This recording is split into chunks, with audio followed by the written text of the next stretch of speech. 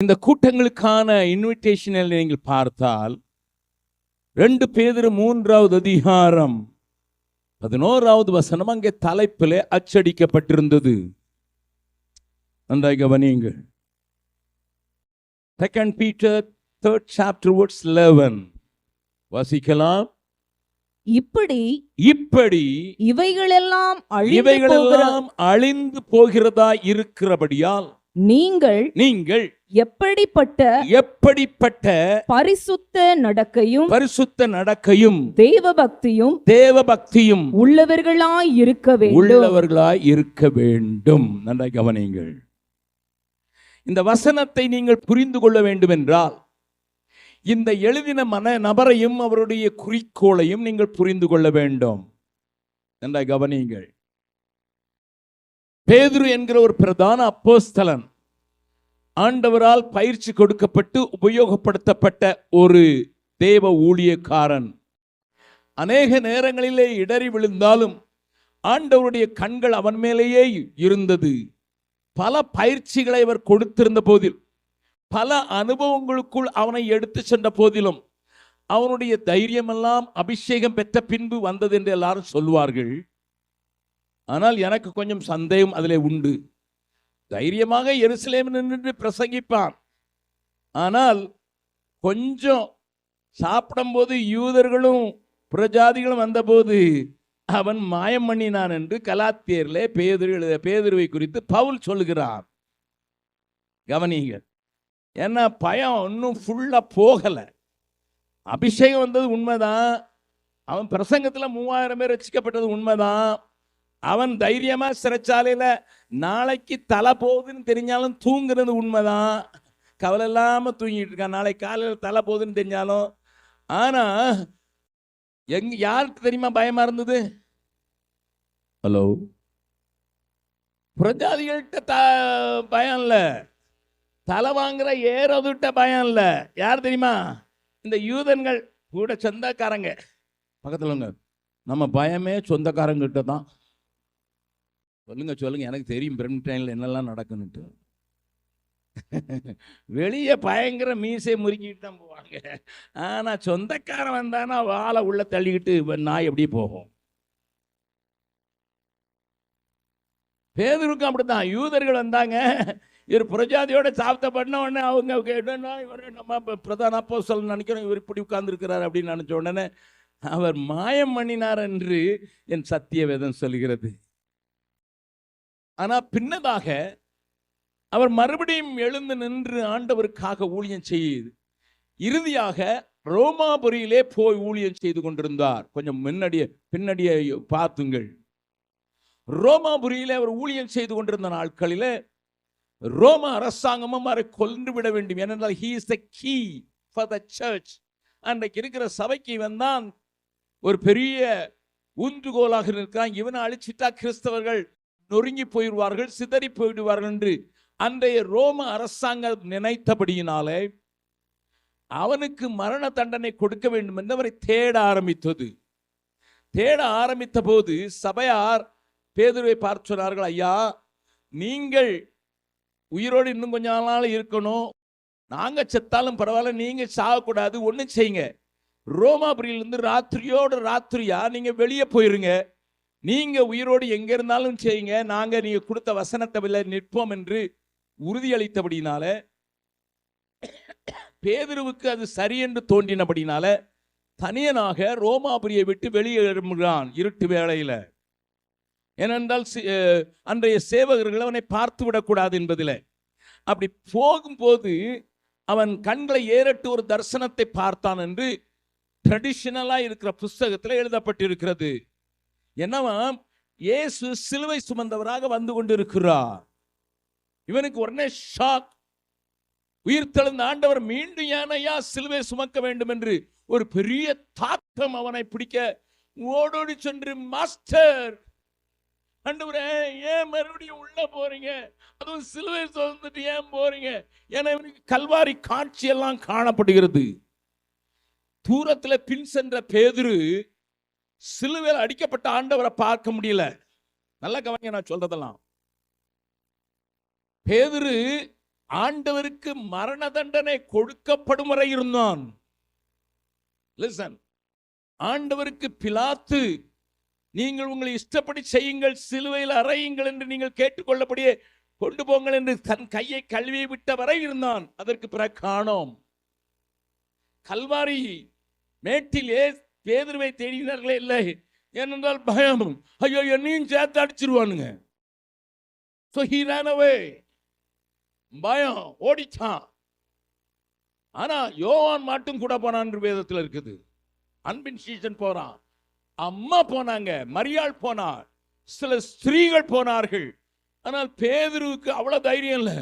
ஏன்னா தோட்டத்தில் நீ பார்த்துருக்கானுங்க, அங்கேயே நான் கொஞ்சம் ஆண்டவருக்காக வைராக்கியம் இருந்ததை பார்த்துருக்கானுங்க, நம்மளையும் சேர்த்து அரைச்சிருவான்னு சொல்லிதான் பேதுரு சிலுவை சுமந்த ஆண்டவரை பார்த்தான், சிலுவையில் அறையப்பட்ட ஆண்டவரை பார்க்கவில்லை. லிசன், அப்ப இதே காட்சி மறுபடியும் தோன்றுகிறது. பேதுரு ரோமாபுரியை விட்டு வெளியே போகிறான். வருகிறார் ஆண்டவர் சிலுவை சுமந்தவராக ரோமாபுரிக்குள் வருகிறார்.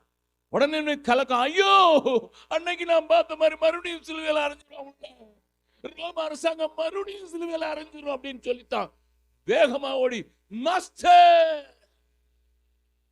ஆண்டவரே இது நேரங்கள் விடக்கூடாதுன்னு சொல்லி, அப்போ ஆண்டவர் சொன்னார் என்று ட்ரெடிஷனல் ஸ்டோரிஸ் சொல்லுது. எப்பா நீ விட்டுட்டு வந்த இடத்த நான் தானப்பா நிரப்பணும், நீ நிக்கல, என் ஜனத்தோடு கூட நீ நிக்கல என்று சொல்லி ஆண்டவர் சொல்லி, அதுக்காக உன் இடத்தை நிரப்புறதுக்கு நான் போறேன்டா அப்படின்னு சொன்னதை பார்த்தபோது காலடியில் விழுந்து அதே ரோமாபுரிக்குள்ள போய் அங்கே கைதியாகி பின்னதாக அவனை சிலுவையில் அறைய கொண்டு போனார்கள். அவன் சொன்ன சாட்சி என்ன? என் ஆண்டவரை நீங்கள் சிலுவையில் அறைந்தீர்கள், அதை போல அறையிறதுக்கு நான் பாத்திரன் அல்ல, ஐ எம் நாட் வர்தி, என்ன தலைகீழ அறிங்கன்னு சொல்லி பேதுரு தலைகீழ சிலுவையில் அறையப்பட்டு மரித்தார் என்று நீங்கள் சரித்திரத்தை படிக்கிறவர்கள் அறிந்திருக்கலாம். எல்லாம் கவனிங்க, நான் சொல்ற பாயிண்ட் நல்லா புரிஞ்சுக்கணும். அப்பதான் நான் சொல்ல போகிற காரியங்களை குறித்து உங்களுக்கு ஒரு தெளிவு மாத்திரமல்ல, உங்களுக்குள்ள ஒரு உணர்வு உண்டாகும் என்று அறிந்திருக்கிறேன். அந்த பேதுருக்கு வெளிப்படுத்தப்பட்டது, உள்ள போன பேதுருக்கு, ரோமாபுரிக்குள்ள போன பேதுருக்கு என்ன வெளிப்படுத்தப்பட்டது? வாசிக்கலாம். 1வது அதிகாரம், 2 பேதுரு 1வது அதிகாரம் 12வது வசனத்திலிருந்து வாசிக்க போகிறோம் 15வது வசனம் வரை. இது நிமித்தம் இவைகளை நீங்கள் அறிந்தும் நீங்கள் இப்பொழுது அறிந்திருக்கிற சத்தியத்தில் உறுதிப்பட்டிருந்தும் உங்களுக்கு இவைகளை எப்பொழுதும் நினைப்பூட்ட நான் அசதியாகிறேன். நம்முடைய கர்த்தராகிய இயேசு கிறிஸ்து எனக்கு அறிவித்தபடி, நல்லா கவனிங்க வார்த்தைகளை, கர்த்தராகிய இயேசு கிறிஸ்து எனக்கு சொல்லி இருக்கிறபடி நான் என் கூடாரத்தை விட்டு போவது சீக்கிரத்தில் நேரிடுமென்று அறிந்து, I am getting near to my death. Listen, நான் சீக்கிரத்தில் இந்த கூடாரத்தை விட்டு போவேன் என்று கர்த்தரே சொல்லி இருக்கிறார். அவர் எனக்கு சொன்னார். ஆண்டவர் சொல்லுவார் ஐயா. எங்க கூட வட இந்தியாவிலிருந்து ரட்சிக்கப்பட்ட பிலமோன் என்கிற ஒரு சகோதரன், 4 பிள்ளைகள், மனைவி உண்டு. இந்த 4 பிள்ளைகளை விட்டுவிட்டு அவர் சாகிற நாளை நவம்பர் 21ஆம் தேதி நான் உனக்கு புருஷனாக இருக்க மாட்டேன் என்று மார்ச் மாதத்திலே சொல்லிவிட்டார். மந்த் ஆஃப் மார்ச் வைஃபை கூப்பிட்டாரு, ஏமா நவம்பர் மாதம் 21ஆம் தேதி நீ என்னை தேடினா நான் இருக்க மாட்டேன். அவர் சொன்னபடியே நவம்பர் மாதம் 20ஆம் தேதி ஆண்டவரிடத்தில் போய்விட்டார். எனக்கு ஒரு மகள் இருந்தாள். அவளை குறித்து இங்க நான் நிறைய சாட்சி சொல்லியிருப்பேன். இன்னைக்கு காலையில கூட நாங்க டேபிள்ல காலையில உட்கார்ந்து இருக்கும் போது அவளை குறித்து பேசினேன். ஆலிவ் என்று பெயர். அவள் மரண படுக்கையிலே கேன்சரோடு போராடி கொண்டிருக்கிறாள். என்னுடைய மடியிலே நான் அவளை வைத்திருக்கிறேன். அவள் என்னை பார்த்து சொல்கிறாள், அவளுக்கு கொஞ்சம் துக்கமா இருக்கிறாள். மனதில் ஒரு போராட்டம் நடக்கிறதை பார்க்கணும். 7 வயசு ஆக போகிற நேரத்தில் நான் அவளை பார்த்து சொன்னேன், ஆலிமா கவலைப்படாதடா, நாளைக்கு சென்னையில் என்னுடைய மூத்த மகன் 2 பேர் இருந்தார்கள். அண்ணன்மாரெல்லாம் வந்துருவாங்கம்மா, அண்ணன்மார் நீ பார்க்க வராங்கடா. அவன் என்ன சொன்னா தெரியுமா? டாடி, விடியற் காலத்தில் என்னை தேடி பார்த்தால் நான் இருக்க மாட்டேன். யோபு சொல்ற வார்த்தை. அவளுக்கு யோபு புஸ்தகத்தை வச்சு கொடுத்ததே கிடையாது. நாங்க யோபுவின் வாயில் இருந்த அதே வார்த்தை, விடியற் காலத்தில் என்னை தேடுவீர்களானால் நான் இருக்க மாட்டேன். நான் அவளை மடியில போச்சிருக்கேன். எப்படி இருந்திருக்கும் பாருங்க ஒரு தகப்பனுக்கு. நாங்கள் அதிகம் நேசிக்கிறவள் மாத்திரமல்ல, தீர்க்க தரிசனி எங்களுக்கு. அவள் சொன்ன காரியங்கள் எல்லாம் நீ காலையில் பேசிக் கொண்டிருந்தோம். Listen, even a little child of 7 can foresee the death. Even a Hindi speaking worker can foretell the death. எங்களோடு கூட இன்னொரு சகோதரி இருந்தார்கள். அவர்கள் ஊழியத்திற்கு அழைக்கப்பட்ட போது திருச்சியில் இருந்தார்கள். எங்கே இருந்து பிரதர் மரியோஸ் வந்திருக்கிறாரு. ஆரோக்கிய தாஸ் என்று அவருக்கு பெயர். அந்த ஆரோக்கிய தாஸ் குடும்பத்தோடு 3 பிள்ளைகளோடு கூட ஆண்டவர் என்னை வட இந்தியாவுக்கு அனுப்புகிறார் என்று சொல்லி ஒரு ட்ரெஷரியில ஒர்க் பண்ணி கொண்டு ஒரு நல்ல தேவ மனிதன். அவருடைய பாஸ்டர் போகக்கூடாது என்று சொன்னார். அப்படி போகக்கூடாது என்று சொல்லிக் கொண்டிருக்கும் போது அகஸ்டின் ஜெபக்குமார் ஆண்டவர் என்னை அழைத்தார் அவருடைய கூட்டத்தில் என்று சொன்னார். அவருக்கு ஒரு ஆக்சிடென்ட் உடனடியாக நடந்தது. கால் உடைந்து போய்விட்டது. பாஸ்டர் சொன்னாரு, பாத்தியா நான் போகக்கூடாதுன்னு சொன்ன, நீ போகணும்னு சொல்ற, காலை ஒடிச்சுட்டாரு. இல்லை இல்லை, இது ஆக்சிடென்ட், கர்த்தருடைய அழைப்பு, நான் நிற்பேன் என்று சொன்னார். 3 வாலிப பிள்ளைகள், முதல் பெண், அதற்கு பிறகு 2 பையன்கள், 3 பேரையும் கூட்டிக் கொண்டு மனைவியையும் கூட்டிக் கொண்டு அவர் பீகாருக்கு வந்தார். அவரை பற்றி நான் பெரிய சாட்சி சொல்ல வேண்டிய அவசியம் இல்லை. இன்றைக்கு அவர் ஆண்டவரிடத்தில் போய்விட்டார். அவருடைய மனைவிக்கு கேன்சர் வந்து விட்டது. பிள்ளைகளுக்கு ஒருவருக்கும் கல்யாணமாகவில்லை. மூத்த மகளுக்கு கல்யாணமாகவில்லை. 2வது மகனுக்கு கல்யாணம். எல்லாரும் மிஷனரியாக மாறிவிட்டார்கள். அப்பொழுது அந்த அம்மா, ஆண்டவரே, எசேக்கியா ராஜாவுக்கு 15 வருஷம் கொடுத்ததுனால எனக்கு 15 வருஷம். ராத்திரியில் ஆண்டவருக்கு சொன்னார், I am giving you 15 years. கரெக்டா 15 வருஷம் முடிஞ்ச உடனே போயிட்டாங்க ஆண்டவர்கிட்ட. பேர பிள்ளைங்க பார்த்தாங்க, போயிட்டாங்க.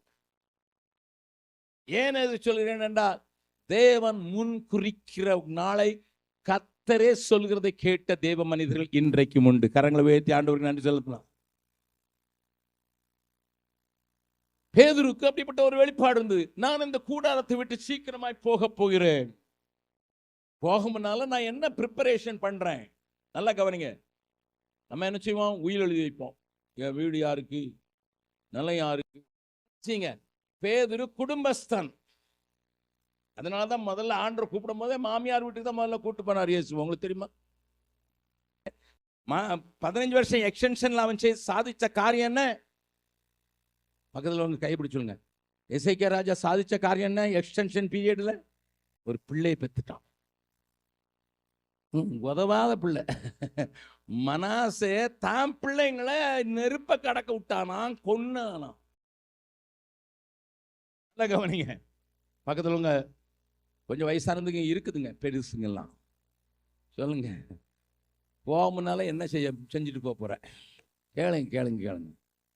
போமுன்னால என்னத்தெல்லாம் செட்டில் பண்ண போற? ஒழுங்குபடுத்த போறதுன்னா என்ன? வீட்டில் போய் இங்க இருக்கிற சேர் இந்த பக்கம் போட்டு மேஜை எங்க போட போறீங்களா? It's much more than that. இங்க பேதுருவுக்கு அழைப்பது, கூடாரத்தை விட்டு சீக்கிரம் போனோம். அவர் என்ன செஞ்சாராம்? நான் உங்களுக்கு போதித்துக்கிட்டே இருந்தேன். என்னத்தை போதிச்சுக்கிட்டு இருந்தேன்? பின்னால சொல்றேன். இதுல நீங்க உறுதியா இருக்கணும். நான் போயிட்டேன்னா கூட மறந்துடாதீங்கடா, நான் சொன்ன உபதேசத்துல உறுதியா இருக்கணும்னு சொல்லி அதை நினைப்பூட்ட விரும்புறேன். அடுத்த வசனத்தை வாசிங்கம்மா. 14. இந்த கூடாரத்தில் இடத்தில் நான் இருக்கும் அளவும் நான் இருக்கும் அளவும் உங்களை நினைப்பூட்டி உங்களை நினைப்பூட்டி எழுப்பி விடுவது எழுப்பி நியாயம் விடுவது என்று எண்ணுகிறேன். நியாயம் என்று எண்ணுகிறேன். அதுக்கு என்ன செஞ்சேன்? அடுத்த வசனம். மேலும் மேலும் நான் சென்று போன பின்பு நான் சென்று போன பின்பு இவைகளை நீங்கள் ஆ. எப்பொழுதும் நினைத்துக் கொள்ள நினைத்துக் கொள்ள ஏது உண்டாயிருக்கும்படி பிரயத்தனம் பண்ணுவேன். அதுக்காக தான் லெட்டர் எழுதுறேன். நான் போயிட்டேன்னா கூட நான் சொன்னது மறந்துடக்கூடாதுங்கிறதுக்காக எழுதி வச்சுட்டு போறேன்டா அப்படின்னு எழுதப்பட்ட நிருபம் தான் 2 பேதுரு. விளங்குதா? ஒரு புத்தகத்தை எடுத்தீங்கன்னா இப்படிலாம் வாசிக்கணும். அதான் மனசில் நிற்கிறது மட்டுமில்ல, அதனுடைய சத்தியம் நமக்கு வெளிப்படும். ஆண்டவரே சொல்லிட்டார் நான் போறேன்ட்டு. முன்னால நான் உங்களுக்கு போதிச்சல இவ்வளவு கஷ்டப்பட்டு உங்களுக்கு சொல்லிட்டேன், இதுல நீங்க நிலைச்சு நிக்கணும்னுட்டு நினைப்பூட்டிக்கிட்டே இருக்கணும் எப்பொழுதும். even if I leave you must remember what I taught. கவனிங்க. அப்போ இவர் என்ன உபதேசம் பண்ணிக்கிட்டே இருந்தாருங்கிறதா இந்த 2 பேதுல தெளிவா இருக்குது. 3 காரியங்களை நான் சொல்ல விரும்புறேன். எனக்கு டைம் இருக்குமானா ஆண்டவர்களோடு கூட பேசுவாருன்னு இருக்கேன். இல்லைன்னா 4 காரியம் சொல்லிவிடுவார். எதை பேதுரு போதித்துக் கொண்டே இருந்தா, போக போறேன்னு தெரிஞ்சாலும் அதை மறுபடியும் அழுத்தமா சொல்லுகிறாரு. அப்போ அது அவ்வளவு ஸ்ட்ராங் ட்ரூத்தா சார்? Yes sir. ஏழி சர்ச்சு இப்படிதான் சொல்லிச்சு. ஆதி திருச்சபை சீஷர்களால் உருவாக்கப்பட்ட ஆதி திருச்சபை இப்படித்தான் போதிச்சுது. அதனாலதான் இன்னைக்கு மற்ற போதனைகள்லாம் பார்த்தா எனக்கு எரிச்சலா வருது, கோபம் வருது. ஏன்னா இவங்க போதிக்கிறதெல்லாம் அந்த பாரு வாங்கும், வலது காலில் இருக்க வலி போகுது, அடுத்த நாள் இடது காலில் வரும். பெரிய போதனை ஆயிடுச்சு. இப்பதான் அண்ணா போச்சு அண்ணா போச்சு, கண்ணீர் விடாது. அவன் கண்ணீர் என்னைக்கு விடல, அங்கதான் கண்ணீர் துடைப்பேன்னு சொல்றேன். வரை கண்ணீர் பக்கத்துல சொல்லுங்க, அங்க வரை கண்ணீர் வடிப்பேன். கர்த்தர் தாமே அவள் கண்ணீர் யாவையும் எங்க பரலத்துல. அப்ப அதுவரை கண்ணீர் இருக்குது. புருஷன் இன்னைக்கு தொடச்சு விட அடுத்த அவனே அடிப்பான். நல்ல ஆளு. என் மனைவிக்கு நல்லா தெரியும் இவருக்கு கண்ணீர்னா பிடிக்காது. கண்ணீர் வந்தோன்னா ஓடியே போயிடுவான். நல்லா கவனிங்க கவனிங்க. The church today is concentrating on the tears today. The church failed to use the tears.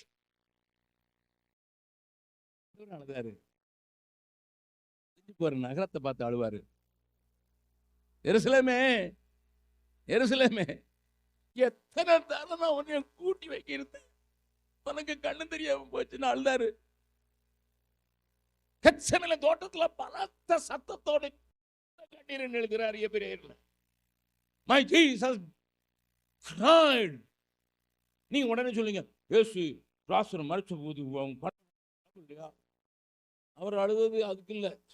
நான் ஒரு பிரசங்கம் பண்ணியிருக்கேன், இயேசு கண்ணீர் விட்டாருன்னு கேட்டு பாருங்க யூடியூப்ல. எதுக்கு அழுதாரு கேட்டாதான் சொல்லிட்டு நான் எழுப்ப போறேன்னு சொல்லி தானே வந்தாரு. நான் எழுப்ப போறேன், நான் வாங்க எழுப்ப போறேன். அப்பா அது லாசர் செத்ததுக்கு அழுவாரா? இல்ல. மரியாதை வந்து சொல்றான், ஆண்ட புதகிற நீங்க இங்க இருந்தீங்கன்னா என் சகோதரன் மறைச்சிக்க மாட்டான். அழுதாரா? இல்ல.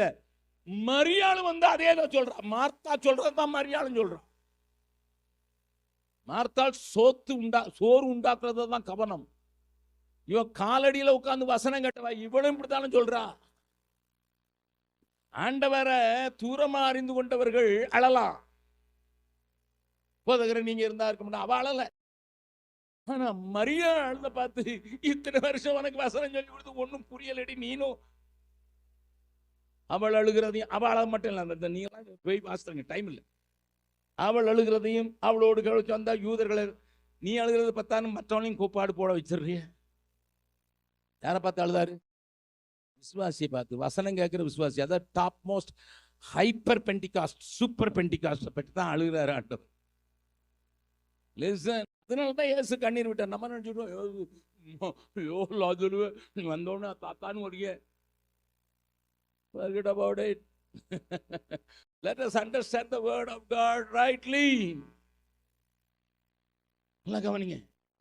அப்போ இங்கே அந்த காரியத்தை ஆண்டவர் சுட்டி காட்ட வேண்டும் என்று விரும்புகிறார் என்பது அன்றைக்கு இருந்த பேதுருடைய ஆபங்கம்.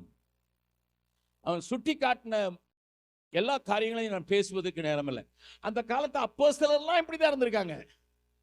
அடுத்த இங்க கை வச்சீங்க, யூதா எழுதின நிருபம், யூதா எழுதின நிருபம், வெளிப்படுத்துக்கு முன்னாலே இருக்க ஒரே அதிகாரம். அந்த ஆளை பாருங்க, அந்த ஆள் என்ன சொல்றான்னு பாருங்க. 1வது அதிகாரம். நான் லெட்டர் எழுதணும்னு உட்கார்ந்தப்பா, எனக்கு இப்படித்தான் தோணுச்சு. வாசிங்க 3வது வசனம். பிரியமானவர்களே, பொதுவான ரட்சிப்பை குறித்து உங்களுக்கு எழுதும்படி நான் மிகவும் கருத்துள்ளவனாயிருக்கையில் பரிசுத்தவான்களுக்கு ஒரு விசை ஒப்புக்கொடுக்கப்பட்ட விசுவாசத்திற்காக நீங்கள் தைரியமாய் போராட வேண்டும் என்று உங்களுக்கு எழுதி உணர்த்துவது எனக்கு அவசியமாய் கண்டது. ஆரம்பிச்ச போது ரட்சிப்பை குறித்து தான் எழுதணும்னு நினைச்சேன். ஆனா நான் உங்களுக்கு லெட்டர் எழுதும் போது போராடணும்பா, நீ போராளியா இருக்கணும்பா அப்படிங்கிறத உனக்கு சப்ஜெக்டே மாத்திட்டேன். அதுக்கு காரணம் அந்த யூதாவில் சொல்லப்பட்டது, இந்த 2 பேதுருவில் சொல்லப்பட்டது ஒன்று போல இருக்கும். போய் வாசித்து பாருங்க. இந்த வாரம் முழுவதும் பைபிள் வாசிக்கிற பழக்கம் இருந்ததுன்னா இருக்கா? தினந்தோறும் பைபிள் வாசிக்கிற பழக்கம் இருந்ததுன்னா 2 பேதுருவையும் யூதா நிருபத்தையும் சேர்த்து வச்சு பாருங்க, கிட்டத்தட்ட ஒண்ணு போல இருக்கும், வார்த்தைகள் அப்படியே இருக்கும். அப்ப ஆதி அப்போஸ்தலருடைய கவலை எல்லாம் என்ன? கரசனே இல்ல, my people should fight. என்ன மக்கள் போராளிகள். இலங்கையில இருந்து வந்தா போராளினா வேற மாதிரி இருக்கும்.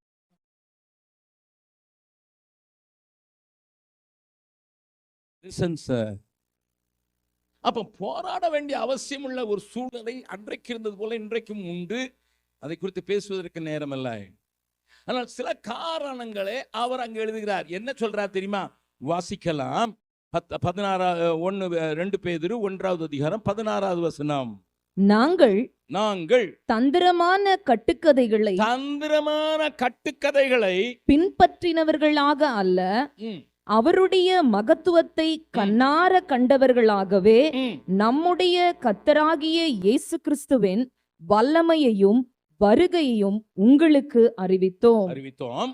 இவர் என்னுடைய நேசகுமாரன், இவரில் பிரியமாயிருக்கிறேன் என்று சொல்லுகிற சத்தம் உன்னதமான மகிமையிலிருந்து அவருக்கு உண்டாகி பிதாவாகிய தேவனால் அவர் கனத்தையும் மகிமையையும் பெற்றபோது அவரோடே கூட நாங்கள் பரிசுத்த பர்வதத்தில் இருக்கையில் வானத்திலிருந்து பிறந்த அந்த சத்தத்தை கேட்டோம். நல்லா கவனிங்க, நான் சொல்றதெல்லாம் நல்லா கவனிங்க. வேகமாக இந்த புத்தகத்தை கொஞ்சம் ஓவராலா உங்களுக்கு காட்டி கொடுத்துறேன். பேதுரு எழுதும் போது நாங்க அங்க மருவ மலையில இருந்தோம்ல, அப்ப அவருடைய மகிமையை நாங்க பார்த்தோம், சத்தம் கேட்டுச்சு. அரை தூக்கத்துல இருந்தாலும் இன்னும் ஞாபகம் இருக்கு. சொல்லுங்க, சிலருக்கு சத்தம் கேட்டாலும் அரை தூக்கத்தில் இருந்தா போயிடும், ஆனா இது மறக்கவே மாட்டேங்குது. I have an experience. Listen. But எக்ஸ்பீரியன்ஸே சொல்லி அதுலயே மாவாட்ட விரும்பவில்லை. நல்லா கவனிங்க. I am not going to stay in my experience or encounter with God alone. Rather, அடுத்த வசனத்தை வாசிங்க. 19. அதிக உறுதியான தீர்க்க தரிசன வசனமும் நமக்கு உண்டு. பொழுது விடிந்து விடிவெள்ளி உங்கள் இருதயங்களில் உதிக்கும் அளவும் இருளுள்ள ஸ்தலத்தில் பிரகாசிக்கிற விளக்கை போன்ற அவ்வசனத்தை கவனித்திருப்பது நலமாயிருக்கும். நல்லா கவனிங்க. வெரி எக்ஸ்பீரியன்ஸ் வச்சு நாங்க ஓட மாட்டோம், வசனத்தை வச்சு. நம்புறவங்க மாத்திரம் கரவங்களை வைத்து ஆண்டவர் சொல்லலாமா? வசனத்தின்படி வாழ்வதற்கு பிரம்மானந்தா பின்னால போனவர் துரராஜாவும், பிரம்மானந்தா பின்னால போய் இங்க மேல மாடியில இருந்து துரண்டால ஜன்னலை திறந்துட்டு குதிக்க போன ஆளு, அப்படித்தானே? பிரம்மானந்த சாமி கிட்ட போனீங்கன்னா நீ ஜன்னலை திறந்து, கதவு இருக்கும்போது ஜன்னலை திறந்து குதிக்கத்தான் பார்ப்ப. சொல்லுங்க. சிலருக்கு இன்னும் நித்யானந்தா மேல கொஞ்சம் இழுப்பு இருக்குது. உங்க ஊர்ல சிலரை விட எனக்கு சொன்னாங்க தான், அவங்களுக்கு வந்து ஆபத்துல அவங்க ஆண்டவர் தப்பிக்கலன்னு சொல்லிட்டு மறுபடியும் போயிட்டாங்களாம் எங்கேயோ. Listen sir, listen. என்ன பிரம்மானந்தா வந்தார், என்னது சாய் பாபா வந்தார், கையில இருந்து எப்படியே விபூதி ஒட்டிச்சு. எங்க ஊருக்காரன் சொல்றான், மந்திரி போனா சங்கிலி, தங்க சங்கிலி வருது, நாங்க போனா விபூதி வருது. என்னையா இது? ஏழைக்கு தான் தங்க சங்கிலி கொடுக்கணும், மந்திரிக்கு விபூதி நீ சாம்பலா போன் கொடுக்கணும். இந்த ஆளு அவன் வந்தா தங்க சங்கிலி கொடுக்குறாரு, நாங்க போனா விபூதி கொடுக்குறாரு அப்படின்னு சொல்லி எழுதுவான் எங்க ஊருக்காரன்.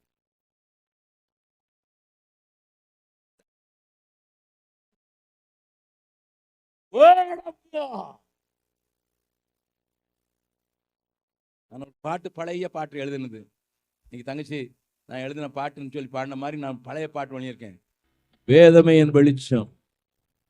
அதனால சாராள அவருக்கு பாடம் சொன்னாங்க, சத்திய வேதம் பக்தரின் கீதம், சுத்தர்கள் போகும் பாதை. நல்ல கவனிங்க, அனுபவங்களை சார்ந்தல்ல. சில சொல்லுவாங்க, நான் கண்ணை மூணு அதெல்லாம் வருது, வரட்டும், கொஞ்சம் பருப்பு சாப்பிடு, நிறையா சொப்பனத்திலையும் வரும். அதுல இல்லையா, இது என்ன சொல்லுது? எல்லாம் பைபிள் வச்சிருக்கவங்களாம் பைபிளை தட்டி சொல்லுங்க பார்க்கலாம், இது என்ன சொல்லுது, இது என்ன சொல்லுதுன்னு சரியா போயிருவீங்க. அவனும் சொல்லுவான், பக்கத்துக்குள்ளாருன்னு சொல்லுவான், சாத்தானுன்னு சொல்லுவான், எழுதி இருக்கிறதே. நீங்க உடனே சொல்லுங்க, இதுவும் எழுதி இருக்கிறது. It is written, it's also written.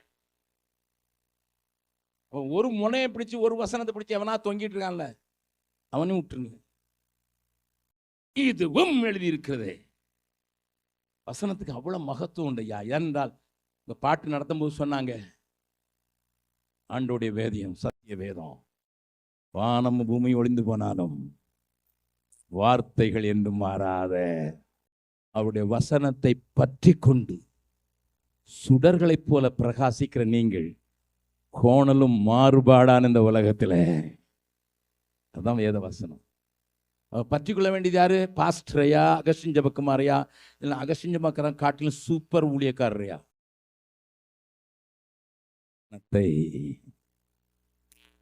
அனுபவங்களையும் அல்ல, சூப்பர் ஸ்டார்களையும் அல்ல, வசனத்தை எழுதியிருக்குதுன்னு கண்டுபிடிங்க. அப்போ அவன் சொல்ல வேண்டிய ஒரு பெரிய காரியம், எப்பா நான் சாவ போறேன்ப்பா, நான் சொல்லிக்கிட்டே சொல்லிக்கிட்டு இருந்தேன். என்னப்பா சொல்லிக்கிட்டு இருந்தீங்க எதிர்வே, என்ன சொல்லிக்கிட்டு இருந்தீங்க ஐயா? அதை நினைப்போட்டு வருங்க. வசனத்தை பாரு, அனுபவங்களை பார்க்காத, வசனத்தை பாரு. நல்லா கவனிங்க. ஆஸ்பரின்னு ஒரு ஊர் இருக்குது இங்க அமெரிக்கால. அங்க எழுப்புதல் உண்டானா கொஞ்சம் பேர் இப்படி கூடினாங்க, ஜெபம் பண்ணாங்க, ஜெபம் பண்ணிக்கிட்டே இருந்தாங்க. 24 மணி நேரம் ஜெபம் பண்ணாங்க, 48 மணி நேரம். ஊரே கிளம்பி இங்க இருந்து டொராண்டோல இருந்து கொஞ்சம் பேர் பார்க்க போறாங்க. என்ன நடக்குது தெரியுமா? உங்க ஊர் பக்கத்து ஊர்ல நடக்கிறது தெரியுமா? என்ன திருன்னு முடிக்கிறீங்க? என்ன உலகமே இல்லாத மாதிரி இருக்கீங்க. அமெரிக்கா எனக்கு இந்தியாவில் இருக்கு, அதுவும் பீகார்ல காட்டுக்குள்ள கிடக்குற எனக்கே தெரியுது. என்கிட்ட வந்து சொன்னாங்க, ஆஸ்பத்திரியில் ஆஸ்பத்திரியில் எழுப்பு வந்துட்டாங்க. சொன்னா ஆஸ்பத்திரியில் வந்தாலும் சரி, ஆல்பரியில் வந்தாலும் சரி, நான் போய் பார்க்க மாட்டேன். உங்க ஊரை சொல்றேன், டொராண்டோல எழுப்புதல்னு ஊரே ஒன்று தாங்க. சிலர் பாம்பு மாதிரி நெளிகிறான், சிலர் நாய் மாதிரி ஊழ போடுறான். அபிஷேகம் வந்து இறங்கிட்டு வந்தாங்கல்ல, உங்களுக்கு தெரியாது அதெல்லாம். அப்ப நீங்க ஆண்டவருக்குள்ள இல்லை, அதனால தெரியாது. It happen in Toronto. அது பேரே டொராண்டோ ரிவைவல். இப்போ டொராண்டோ ரிவைவல் எங்க இருக்குது? ஏர்போர்ட் சர்ச் தான் இருக்குது, பக்கத்துல தான் இருக்கு ஏர்போர்ட் சர்ச். அங்கதான் வந்துச்சு. எங்க போச்சுங்க? எங்கங்க டொராண்டோல என்னங்க வந்தது? இருந்துதா? போயிரும், வரும், போகும். நிலைத்து நிற்கும். அத பேதுரு சொல்றாரு, எப்பா நாங்க போனா நீங்க மறந்துடக்கூடாதுடா, அதுக்காக சொல்றேன். இந்த வசனத்தை கவனித்திருப்பது நல்லது. ரிட்டன் வேர்ட், அதுக்கு பேரு ரிட்டன் வேர்டுக்கு எபிரேய மொழியில கிரேக்க மொழியில சொல்லுவாங்க லோகோஸ். அப்ப நீங்க எதுக்கு பிரசங்கம் பண்றீங்கன்னு என்கிட்ட கேட்டா நான் சொல்றேன் உங்களுக்கு, பிரசங்கம் பண்றது ரீமா. இந்த ஜனத்துக்கு இந்த நேரத்துக்கு என்ன வார்த்தைன்னு சொல்றது பேர் ரீமா. சிலர் வருவாங்க, அதை பற்றி பிரச்சனை என்ன, அவன் கொண்டு வரதெல்லாம் நோட்ஸு லேப்டாப் தான் கொண்டு வருவான். நல்லா கவனிங்க. ஆமாம், அது ரிட்டர்ன் வேர்டு, அது ரீமா இல்லை, அது லோகாவை வச்சுட்டு லோகோஸ் இல்லை சார். அப்போ பேதுரு இறக்கும்னால என் ஜனங்கள் வசனத்தை விட்டுருவாங்களோன்னு தாக்கம். அதனால தான் வசனத்தை முக்கியப்படுத்துகிறார் தன்னுடைய கடைசி அறிவுரையில. ரெண்டாவது என்னத்தை முக்கியப்படுத்துறான்னு பாருங்க, வாசிக்கலாம். 1வது அதிகாரத்திலே வாசிக்கலாம், 3வது வசனத்தை வாசிக்கலாம், 2ல இருந்து வாசிக்கலாம் சிஸ்டர். தேவனையும் நம்முடைய கர்த்தராகிய இயேசுவையும் அறிகிற அறிவினால் உங்களுக்கு கிருபையும் சமாதானமும் பெருக கடவது. 8வது வசனத்தை வாசிருங்க.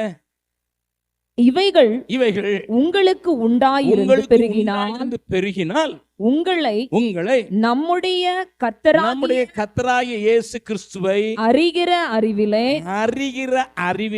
வீணரும் கனியற்றவர்களுமாய் இருக்க ஒட்டாது. 2 காரியம். இந்த வசனம் இடையில இருக்க வசனங்களை பேசணும்னா எனக்கு 3 நாள் வேணும். அதனால இங்க உங்க பார்வைக்கு விட்டுறேன். Hey, you must understand. You must know him more. அவர் அறிகிற அறிவு, அதுல நீ பெருகிக்கிட்டே போனாதான் நீ கனி உள்ள வாழ்க்கை வாழ முடியும். மறுபடியும் ஒரு வசனத்தை வாசிங்க, அது பேர் நான் சொல்றேன். 3வது அதிகாரம் 2 பேதுரு 3வது அதிகாரம் 17-18. ஆதலால் பிரியமானவர்களே இவைகளை முன்னமே நீங்கள் அறிந்திருக்கிறபடியால் அக்கிரமக்காரருடைய வஞ்சகத்திலே நீங்கள் இழுப்புண்டு உங்கள் உறுதியிலிருந்து விலகி விழுந்து போகாதபடிக்கு எச்சரிக்கையாயிருந்து நம்முடைய கர்த்தரும் இரட்சகருமாகிய இயேசு கிறிஸ்துவின் கிருபையிலும் அவரை அறிகிற அறிவிலும் வளருங்கள். எதுல வளரணும்?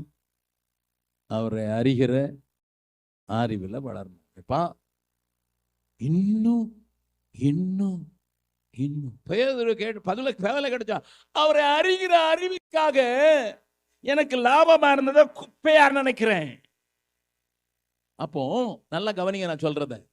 ஆண்டவரை அறியணும், இன்னும் அறியணுங்கிறது பேதுரு கொடுத்த உபதேசம். அப்ப அறியக்கூடாதபடி நமக்கு லாபமாய் தோன்றுகிற சிலகவற்றை நீ குப்பையா நினைக்கிறது வரைக்கும் அவரை அறிய மாட்டாய்.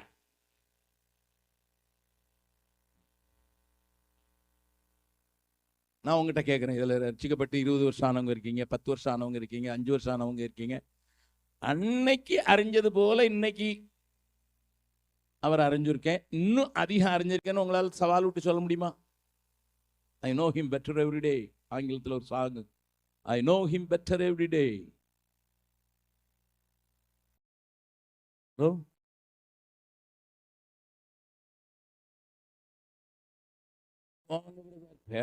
ஏற்பட்ட பிரச்சனையில அவரை அறிஞ்சதும் போயிடுச்சு, இருந்ததும் போச்சு, நொல்லக்கண்ணா. If I don't know him better than yesterday, there's something wrong in my Christian life. என்ன கேளுங்க, நீ கிறிஸ்துக்களை நினைச்சிருக்கா உங்களுக்கு அவரை அறியணும். காலையிலே அவரை அறியணும். எதுக்கு அவரை அறியணும்? அவரை அறியறது எப்படி? இருக்க முடிக்க என்ன வரும்? என்னது வரும்? இன்னும் நல்லா இருக்குமா? எவ்வளவு இருட்டாதான்.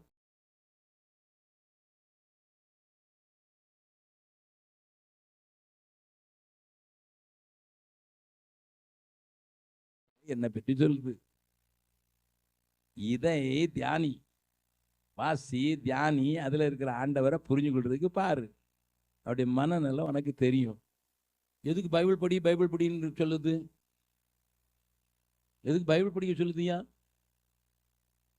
சண்டே தான் கேட்குறமே பிரசங்கம். அது பிறகு எங்கேயாவது டிராஃபிக்கில் நிற்கும்போது யாருடைய பிரசங்கத்தையாவது கேட்குறோம்ல, அது போதாது எங்களுக்கு.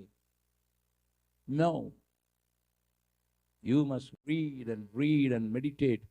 கர்த்தருடைய வேதத்தில் பிரியமாயிருந்து தியானியமாக இருக்கிற மனுஷன் பாக்கியவான். என் பெஞ்சாதி என்னை பார்த்து அடிக்கடி சொல்கிற ஒரு காரியம், நம்ம தூக்கத்தில் எடுத்து விட்டாலும் அங்கேயும் பிரசங்கம் பண்ணுறீங்க, கொஞ்சம் கொஞ்சம் அமுக்கி. வாழ்நாளெல்லாம் எனக்கு ஐ ப்ரீச் திஸ் பிரசங்கம் பண்ணுறேன். இன்னைக்கு கூட எனக்கு அமெரிக்காவிலேருந்து நவம்பர் மாதம் நான் அமெரிக்கா வரேன். என் லிஸ்ட்டு அங்கே போனோன்னே 12 நாளில் 15 பிரசங்கம் பண்ண போகிறாரு இந்த ஆள். யோ கொஞ்சம் விட்டு வைங்கப்பான்னு அங்கேருந்து மற்றவங்கெல்லாம் சொல்லி வைக்கிறேன். இந்த ஆள் கொஞ்ச நாள் உயிரோடு இருக்கட்டுமான்னுட்டு அங்கேருந்து அந்த தம்பி எழுதுறான், அண்ணே இந்த மாதிரி சொல்லி என்ன நெருக்கிறாங்க, நான் என்ன செய்யணும்? நான் சொன்னேன், ஐ ஆம் அக்கஸ்டம் டு இட். எனக்கு இது பழக்கம் தான்ப்பா. உயிருள்ள நாட்கள் எல்லாம் ஓடி ஓடி உழைச்சிடுவேன்னு நான் பாட மாட்டேன், செஞ்சு காட்டுவேன். He called me to preach the gospel. I preach.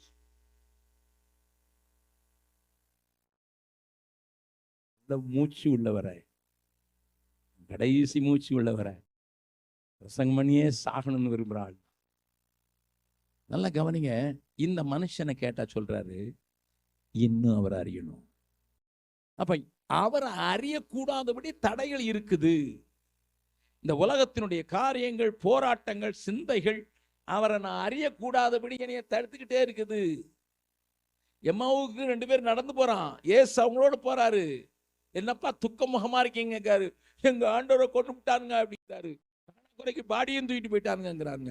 உடனே இல்லப்பா உயிரோடு இருக்காருப்பான்னு சொல்லி ஆரம்பிக்கிறாரு, பைபிள் ஸ்டடி ஆரம்பிக்கிறாரு. ஆமா, தீர்க்கதரிசிகள்லாம் சொன்னதெல்லாம் சொல்றாரு. இருதயம் கொழுந்து விடுதுன்னு பின்னால சொல்றான், ஆனா கண்ணு மறைச்சு கிடக்குது. இயேசுவோடு கூட உட்கார்ந்து அப்பத்தை பிட்ட போது மனக்கண்களை தேவன் திறந்து, unless you sit and dine with God. நாங்க வந்த பிறகு இந்த சிலுவைக்கு பக்கத்துல இங்க ஒரு கிண்ணம் வச்சிருந்தாங்க, இங்க ஒரு தண்ணி வச்சிருந்தாங்க. நான் நினைச்சேன், இயேசுவே ஜீவ தண்ணீர், இயேசுவே ஜீவ அப்பன்னு வச்சிருக்காங்க. நான் எனக்கு தெரியாது காணிக்கப்பட்டீங்க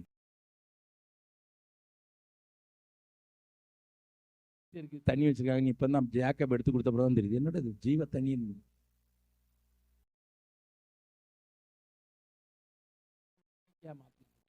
பயங்கரமான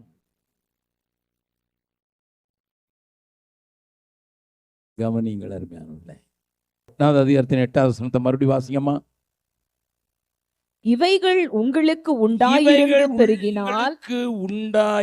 பெருகினால் உங்களை நம்முடைய கர்த்தராகிய இயேசு கிறிஸ்துவை அறிகிற அறிவிலே வீணரும் கனியற்றவர்களுமாய் இருக்க ஒட்டாது. The purpose of knowing him is this, to bear more fruits. அவர் எதுக்கு அறியணும்? அவரை சரியா அறியலன்னா நீ செடியில் தான் இருப்ப, ஆனா ஒடிஞ்சு கிடக்குது. ஒடிஞ்சு கிடைக்கிற கிளையில ஜீவன் என்ன செய்யாது? ஜீவன் என்ன செய்யாது? பாயாது. செடியில இருக்கிற ஜீவன் உள்ள இருக்கிற இந்த வாட்டர் மாதிரி இருக்கிற ஒரு ஃப்ளூயிட், அந்த கொடியாகிய அதுல பாஞ்சோடுனா அதுல கனி உண்டாகும். நிறைய பேரு சர்ச்சோட ஒட்டிக்கிட்டு இருக்கான். உங்களை பார்த்து சொல்லுங்க, உங்களை சொல்லல. சர்ச்சோட ஒட்டிக்கிட்டு இருக்கான், ஆனா ஜீவன் போற மாதிரி ஒட்டிக்கிட்டு இருக்கல, ஜீவனை எடுக்கிற மாதிரி ஒட்டிக்கிட்டு இருக்கான். பாஸ்டர்களை கேட்ட சொல்லுவாங்க, சர்ச்சில் மெம்பர் தான், ஒட்டிக்கிட்டு தான் இருக்கான், ஆனா உள்ளுக்குள்ள இவனுக்கு லைஃபே போக மாட்டேங்குது. லைஃப் எப்படி போகும்? உடஞ்சு கிடக்குல்ல, அதனால ஜீவனை எடுக்கிறான். ஏசு என்ன சொன்னார் பார்க்கலாமா? யோவான் 15வது அதிகாரம் 5வது வசனம். நானே திராட்சை செடி, நீங்கள் கொடிகள். ஒருவன் என்னிலும் நான் அவனிலும் நிலைத்திருந்தால் அவன் மிகுந்த கனிகளை கொடுப்பான். இப்ப 8வது வசனம் வாசிங்க. நீங்கள் மிகுந்த கனிகளை கொடுப்பதினால் என் பிதா மகிமைப்படுவார், எனக்கும் சீஷராய் இருப்பீர்கள். கனி கொடுக்கலன்னா சொல்லிருங்க, மைக்கிலே சொல்லிருங்க, சீஷரா இருக்க முடியும். இல்லையா? பக்கத்துல வந்துட்டாங்க, நீங்க யார், விசுவாசியா சீஷர்களா? நிறைய பேர் வெறும் விசுவாசி, 10 வருஷத்துக்கு முன்னாலும் விசுவாசி, 20 வருஷத்துக்கு முன்னாலும் விசுவாசி, சாகும்போதும் விசுவாசி, சீசனே ஆக மாட்டான். ஏன்னா கனி இருந்தா தானே சீசன் கணக்கில் வரும். ஆண்டவர் சொல்லிட்டாரு, கனி கொடுத்தா சீசன் சொல்லுவேன், இல்லைன்னா இல்லை. நம்ம கனி கொடுக்கணும்னா அவரோட ஒட்டிக்கிட்டு இருக்கணும். அவரோட ஒட்டிக்கிட்டு இருந்தால் மட்டும் இல்லை. 4வது வசனம் சொல்லி இருக்குது, திராட்சை செடியில் நிலைத்திராவிட்டால் அது தானாய் குடிக்காது. அதுல இருக்கிற ஜீவன் இதுல ஓடும். அதுல இருந்து சாப்னு சொல்லுவாங்க, அது ஆங்கிலத்துல sap should flow through the branches.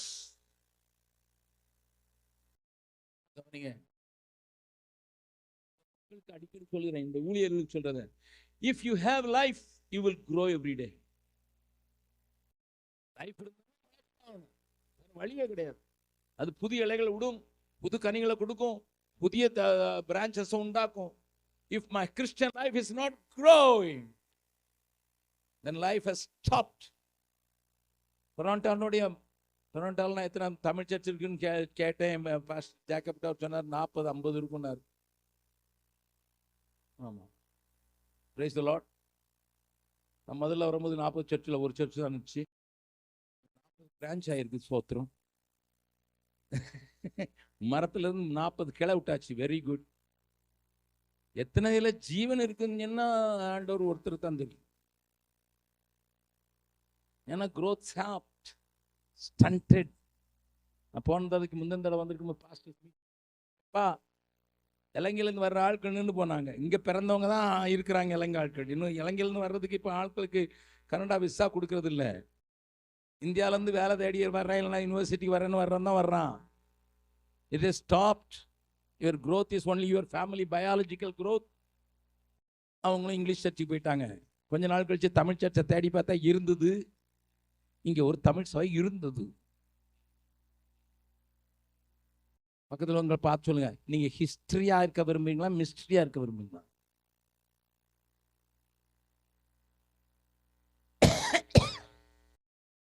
We must grow, sir. If I have life, I will grow. அங்க பேதுரு சொல்றாரு, எப்பா கனி இல்லாம இருந்தது, நல்ல கனி கொடாத மரங்கள் எல்லாம் வெட்டுண்டு. இவ்வளவு நாள் விசுவாசியா இருந்த பிரயோஜனம் இல்லப்பா. துன்மார்க்கன்னு வெட்டுண்டு நரகத்துக்கு தான் போவான். நீ கனி கொடுக்கலனாலும் ஒன்னிய வெட்டி எதெல்லாம் போடுவார்கள், அக்னியில் போடுவார்கள். நான் சொல்லலையே சொல்லியிருக்கேன். கனியங்கப்பா, கனியங்கப்பா. நான் அன்னைக்கு ஒரு இடத்துல சொன்னதை இங்க சொல்றேன். எதுக்கு தெரியுமா நம்ம கனி கொடுக்கறது இல்லை? பிரதர், கனி கொடுத்தா கல்லடி படணும். கல்லடி கனி கொடுத்தா என்ன வரணும்? கல்லடி பட்டுதான் ஒன்று, நம்பர் 1. கனி கொடு, அதனால கனியே கொடுக்கறது இல்லை. எல்லாம் இருக்கிற மரத்தை பார்த்து எவன் கல்லறிய போறான்? எல்லாம் பார்த்து குழு குழுன்னு கந்து. Listen, why we are not giving fruit? ஒன்று கல்லடி படணும். 2வது கல்லறிகிறவனுக்கு பழம் கொடுக்கணும். அவன் கல்லறிமா, நம்ம என்ன கொடுக்கணும்? பழம் கொடுக்கணும். இது முடியாது. ஒரு கல் விட்டானா நான் 10 கல் விட்டுதானே ஆவேன். நான் என்ன குறைஞ்சவனா? எங்க ஊர் பேர் தெரியாதா? கிளி நோக்கி கிழிச்சிருவேன். இருக்கீங்களா? ஊரே கிளி நோச்சி தெரியுமா? இங்க வந்து தான் பிறந்தாரு, ஆனா இவர் சொல்லார் கிளி நோச்சி.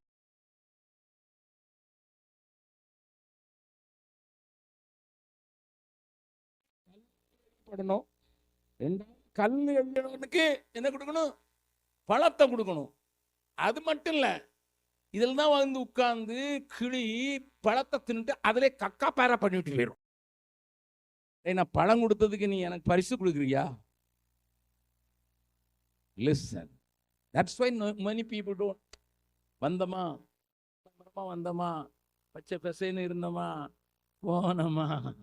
அவர் சொல்லுவார், இந்த வருஷம் இருக்கட்டும், அடுத்த வருஷம் பார்க்கலாம்னு சொல்றாரு. Then why Peter was very particular about fruit bearing? Then immediately he comes to judgment. கனி கொடுக்கலங்கிறத நினைச்சு சொல்லும் போது அவருக்கு ஜட்ஜ்மெண்ட் ஞாபகம் வந்துருது. ஐயோ, என் ஜனங்கள் நியாய தீர்ப்பை மறந்துடக்கூடாது. 2 பேர் 2வது அதிகாரத்துல ஜட்ஜ்மெண்ட் எழுதுறது எதுன்னா, 1வது அதிகாரத்துல கனி கொடுக்காம இருக்காதீங்கப்பா, அவர் அறிய வேண்டியது மாறீங்க, வரசத்தை பிடிச்சிங்க, ஆனா கனி கொடுக்காம இருந்தா ஜட்ஜ்மெண்ட் இருக்குங்கிறத மறந்துடாத.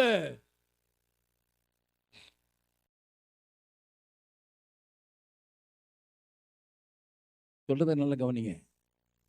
போன கிறிஸ்துமஸ்ல நாங்க எங்க சபையில ஒவ்வொரு வருஷமும் வித்தியாசமா செய்யறது வழக்கம்.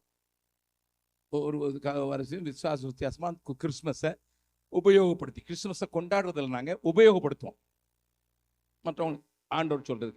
அப்போ என்னுடைய சபையில 1200 குட்டி பிள்ளைங்களையும் சேர்த்து, மிஷினரிகள் சேர்த்து, ஸ்டூடெண்ட்ஸை சேர்த்து, எல்லாரும் சேர்த்து 1200 இருக்கும்.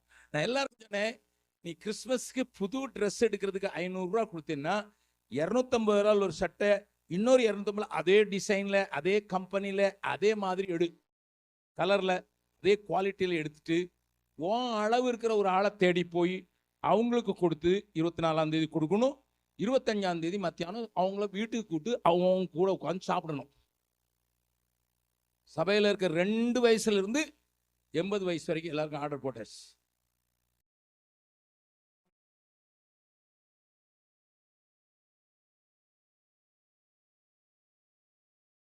மகா அவங்களுக்கு தெரியும், கணித இல்லாத ஒருத்தர் இருக்கா. எங்க வீட்டிலே வளர்ற இன்னொரு பொண்ணு இருக்கா, 6 வயசுலேருந்து எங்களோட இருக்கா. அவளை நாங்கள் டீச்சர் ஆக்கியிருக்கோம், எங்கள் ஸ்கூலில் டீச்சராக இருக்கேன். எங்களுக்கு கொஞ்சம் காலையில் எழுந்திரிச்சு காப்பி போட்டு சாயங்காலம் வந்தால் கொஞ்சம் 2 ரொட்டி சொல்லி கொடுப்பா, அவ்வளோதான். இந்த பிள்ளையும் இருக்கிறா, அவளுக்கும் 24 வயசு, என் மகளுக்கு 16 வயசு. 2 பேரும் வந்தாங்க 24ஆம் தேதி காலையில். டாடி, நீங்கள் காசு கொடுத்தீங்களே, நான் எனக்கு சட்டை வாங்கின மாதிரியே வாங்கியிருக்கேன், அதே அளவில் வாங்கியிருக்கிறேன், நான் போய் கொடுத்துட்டு வர போறேன். 8 கிலோமீட்டர் தூரத்தில் உள்ள ஒரு கிராமத்துக்கு போனான். 2 பேரும் போனாங்க. எனக்கு போனது ரொம்ப சந்தோஷம். நான் அப்போ அவளை கிண்டல் பண்ணேன், டி உனக்கு ஒரு கை இல்லை, ஒரு கை இல்லாத பிள்ளையை பார்த்துல கொடுக்கணும் அப்படின்ட்டு. போங்க டேடி, எப்பவுமே நீங்க கிண்டல் பண்ணுவீங்க அப்படின்னு சொல்லி போய் அங்கே தான் சைஸில் இருக்கிற பிள்ளைங்களை 2 பேரும் பார்த்துருக்காங்க, ஃப்ராக்கெல்லாம் மாட்டி பார்த்துருக்காங்க. நாளைக்கு எங்கள் வீட்டுக்கு சாப்பிடுவாங்கன்னு சொல்லிட்டு வந்தாச்சு. காலையில் போனாங்க 9 மணிக்கு, சாயங்காலம் 3 மணிக்கு திரும்ப வந்தாங்க.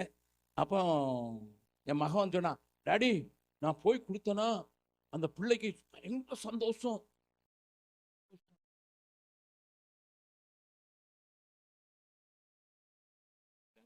எல்லா பொம்பளைங்களும் சுத்திக்கிட்டாங்க டேடி. என்ன நான் நினைச்சேன் எங்களுக்கு ஏன் கொடுக்கலன்னு கேட்குறாங்களே. இல்லை இல்லை, நீங்க அல்லேலூயா இயேசு சொல்றதுனால எங்க ஊர் சாமியெல்லாம் மூட்டையை கொட்டிட்டு எங்கேயோ போயிடுச்சு, நாங்கள் சொன்னா கூப்பிட்ட வரமாட்டேங்குது.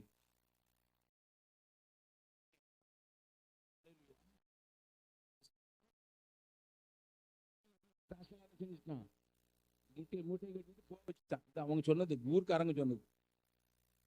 எவ்வளோ அல்லேலூயா போடுறீங்க, பிராம்டன்ல இருந்து எத்தனை பேர் எத்தனை பிசாசு போயிருக்குன்னு எனக்கு தெரியாது, ராஜனை தான் கேட்கணும்.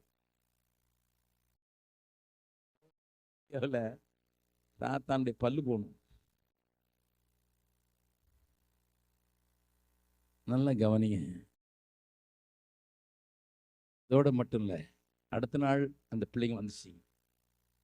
எங்கள் டேபிளில் நானும் உட்காந்து சாப்பிட்றேன், என் மகா அந்த பிள்ளைங்களும் சாப்பாடு கொடுக்குறாங்க. I tell you, I saw the inner wear. ஏன்னா அந்த ஃப்ராக்கில் அவன் நீல இன்னர் வேர் போட்டிருந்ததுனால நீல இன்னர் வேர் பார்க்குறேன், கிழிஞ்சிருக்கு. என் பிள்ளை பட்ட சொன்னேன், பார்த்தியா நீ வெறும் ஃப்ராக்கு தானே வாங்கி கொடுத்துருக்க, இன்னர் வேர் வாங்கி கொடுக்கலையம்மா, நீளமான ஒரு இன்னர் வேர் போட்டு. கேட்டு அருமையானவர்களே, அவங்க சந்தோஷமா சாப்பிட்டு போனாங்க. நான் வீட்டுக்குள்ள போய் அழுதேன். லார்ட், என் ஜனத்துக்கு ஆள் இல்லை, இயேசுவை கொடுக்கும் ஆள் இல்லாமல் போயிருமோன்னு தான் சொல்லி தான் நான் இவங்களெல்லாம் அனுப்புனேன். ஆனால் இன்னும் என் ஜனத்துக்கு இப்படிதான் இருக்கணுமா?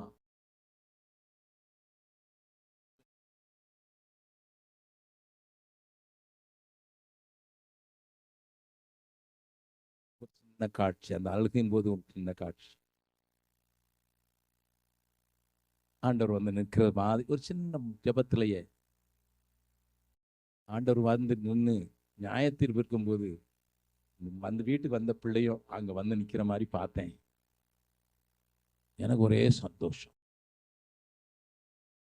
மறுபடியும் அந்த ஊருக்கு ஆள் அனுப்பி, சுரேஷ் நீங்களோ ஒரு தம்பி இருக்கிறார், அவர் அங்கே போய் எப்பமாவது சுவிசேஷ ஊழியத்திற்கு அங்கே இருக்கிற ஒரு பையன் நம்ம பைபிள் ஸ்கூலில் படிச்சுட்டு இருக்கோம், அதே ஊரை சேர்ந்தவன். அவர் அனுப்புறது வழக்கம். நான் அவரை கூப்பிட்டு சொன்னேன், அந்த ஊழியம் எப்படி இருக்குதுன்ட்டு. அவர் சொன்னார், அண்ணே கிராமத்தில் இருக்கிற 75% வந்துட்டாங்க. ஆனால் அந்த கிறிஸ்மஸில் நம்ம பிள்ளைங்க போய் அங்கே வந்து பிட்டு கொடுத்தாங்களே, அதுக்கு பிறகு இன்னும் 15 பேர் கூட வந்திருக்கிறாங்க. எனக்கு எவ்வளோ சந்தோஷமா இருக்கு. ஒரு சின்ன நற்கரிய, சிம்பிள் குட் ஒர்க். அவங்க போய் கொடுத்து இயேசுவனை தேடி வந்தாரு, நாங்கள் உங்களை தேடி வந்திருக்கோம்னு சொன்னோம், அவ்வளோதான். There are thousands of people. இன்னைக்கு பிரதர் ஜோயல் எங்களை ஒரு கடைக்கு கொண்டு போனார். கடைக்கு கொண்டு போகும்போது நாங்கள் போன பொருள் வாங்க முடியல.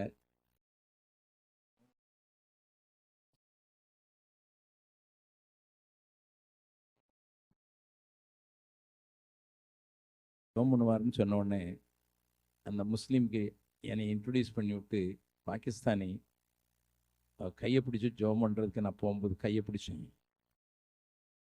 ஆண்டவருடைய ஆவியானவர் அவரை ஜெபம் போது அவருடைய 2 பிள்ளைங்க, மனைவி, அவரை கொடுத்து சில காரியங்களை பழிச்சுன்னு சொன்னதுனால சொல்லி நான் ஜெபம் பண்ணேன். நான் ஜெபம் பண்ண அவர் கண்ணை பார்த்தேன், என் கண்ணில் கண்ணீர் வந்துட்டு. ஏன்னா அவருடைய மனைவியுடைய நிலைமை எனக்கு ஆவியில் பார்த்தேன். பிள்ளைக்கு இப்போ தான் கல்யாணம் முடிஞ்சிருக்கு, பொம்பளை பிள்ளைக்கு. எங்கே இருக்காங்கன்னெலாம் கேட்டேன், அதெல்லாம் விசாரித்தேன். அவருக்கு ஜெபம் பண்ணும்போது ஆவியானுடைய பிரசன்னத்தில் தேவன் அதை காண்பித்து அவர் கையை பிடிச்சி ஜெபம் பண்ணேன். அவர் பேர் தெரியாது எனக்கு, ஒன்று மட்டும் தெரியும், முஸ்லீம், Pakistani. You can ask Joel.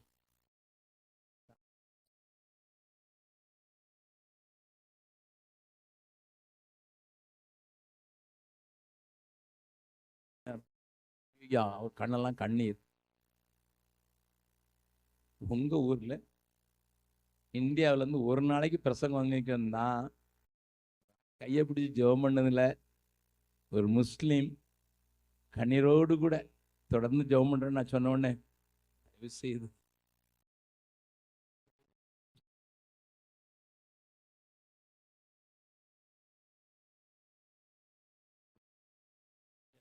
செய்யலாம். ஏன் வாழ்றீங்க? எத்தனையோ ஜனம் நீங்க அன்பு காட்ட மாட்டீங்களா? நீங்க கொஞ்சம் எங்களுக்காக சொல்ல மாட்டீங்களான்னு சொல்லி ஏக்கத்தோடு இருக்கிறது.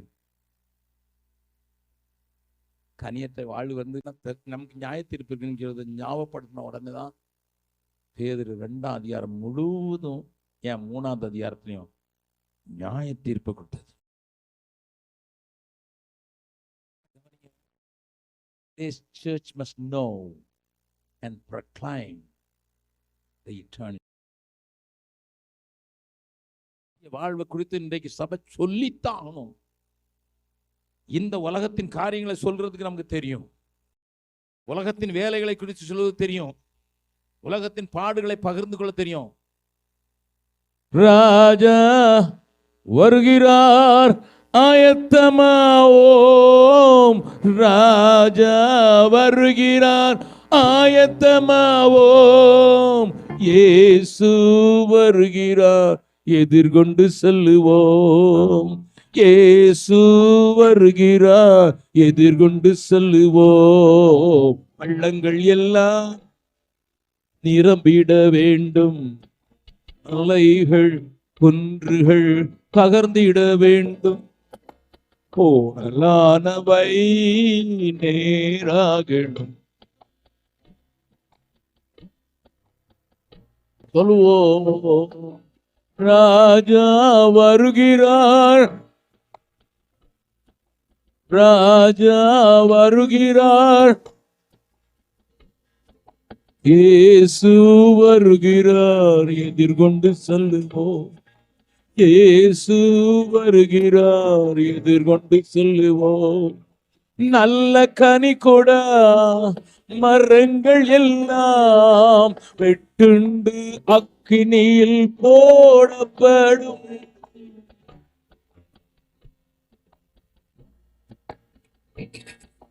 வெட்டுண்டு அக்கினியில் போடப்படும். ராஜா வருகிறார் ஆயத்தமாவோ.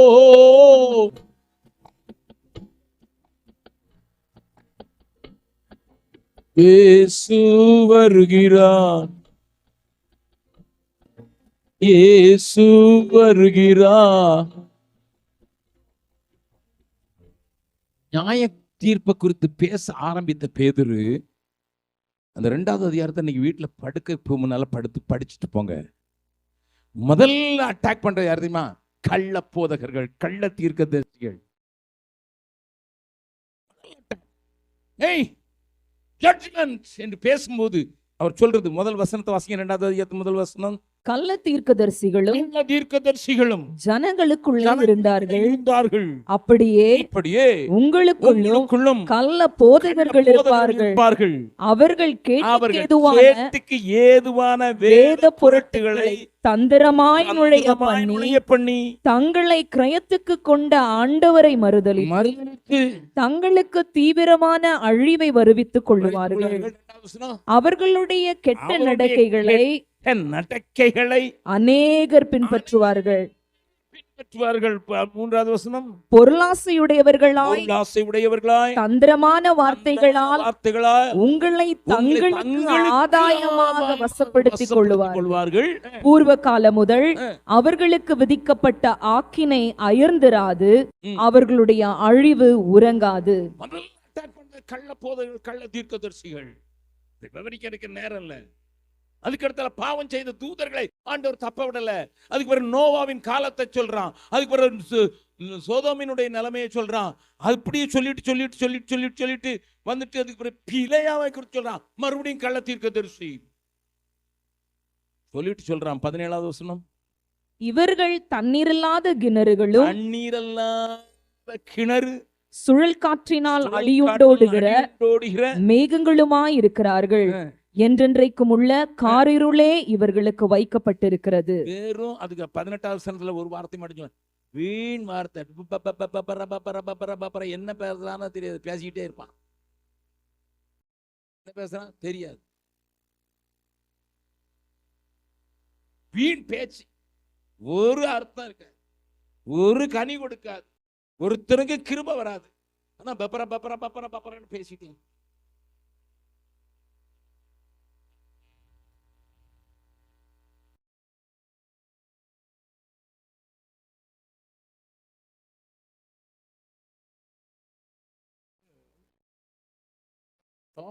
ஸ்பிரிச்சுவல் லைஃப் நல்லா கவனிங்க. நான் எனக்கு விளக்குறதுக்கு நேரம் இல்லை. இந்த அதிகாரத்தை போய் படிச்சு பாருங்க.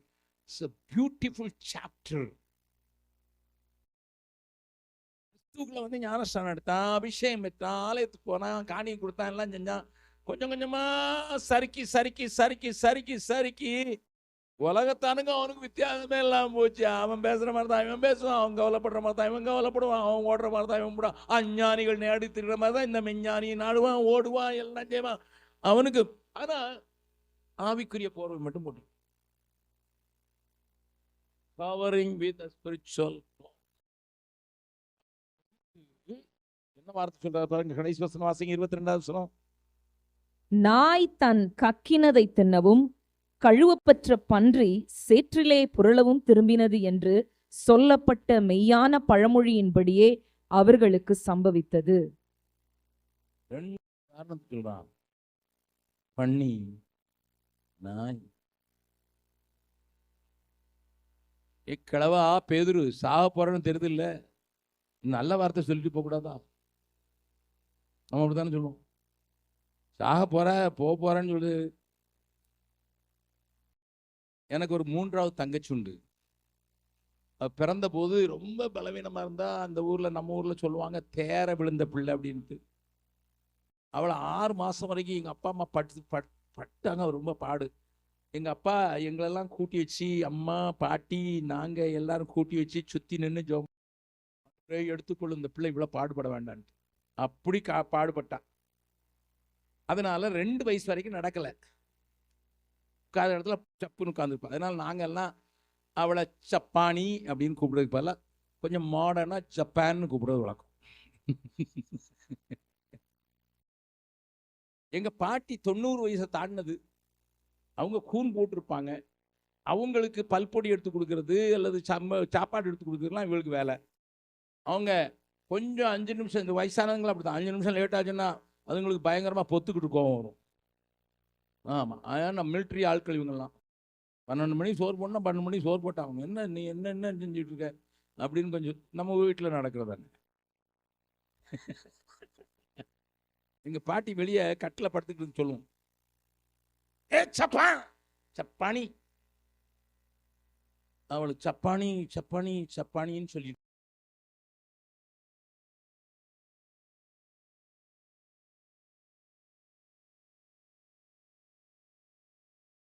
காலேஜுக்கு முடிச்ச உடனே, காலேஜில் டிகிரி பாஸ் பண்ண உடனே என் மூத்த தங்கச்சினுடைய கணவனை வெட்டி கொன்னுட்டாங்க எங்க ஊர்ல.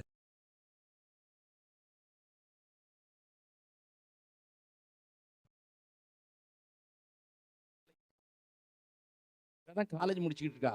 எங்க அப்பா அம்மா சொன்னாங்க, அம்மா நீ அக்காவுக்காக, அக்கா பிள்ளைங்களுக்காக கொஞ்சம் நீ விட்டு கொடுடா. என்ன விட்டு கொடுக்கணும்? அந்த மூத்த மனுஷன், அந்த மனுஷனுக்கே நான் உனக்கு கல்யாணம் கட்டி விட்டுறோம் அப்படின்ட்டு. அவளுக்கு அது கொஞ்சம் கஷ்டமா இருந்து, கல்யாணத்திலேயே எனக்கு 2 பிள்ளைங்களை வளர்க்கணுமான்ட்டு. அதுக்கு பிறகு 2 வருஷத்துல இல்லை 3 வருஷத்துல 2 பிள்ளை பிள்ளை அவளுக்கு. எல்லாம் குட்டீஸ். மூத்த பிள்ளைக்கு 5 வயசு கூட ஆகலை. 4வது பிள்ளை இவளுக்கு. 4வது பிள்ளையை வளர்க்கணும், வெட்டி கொண்டுட்டாங்க. நானும் என் மனைவி அங்கே போகிறோம். பார்த்து என்ன சொன்ன தெரியுமா? அண்ணே, பாட்டி நீ சப்பானி சப்பானின்னு சொல்லி திட்டுவாங்கல்ல கடைசி நேரத்தில்,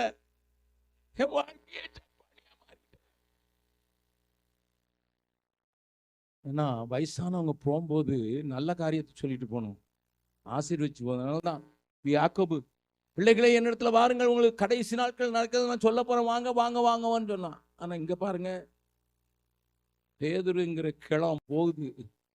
போகணும்னாலும் நல்ல வார்த்தை சொல்லிட்டு போகக்கூடாது. நாயை பண்ணியன்னு திட்டிட்டு வராது. பக்கத்துல சொல்லுங்க, பக்கத்தில் கைப்பிடிச்சு சொல்லுங்க, உங்களை பார்த்து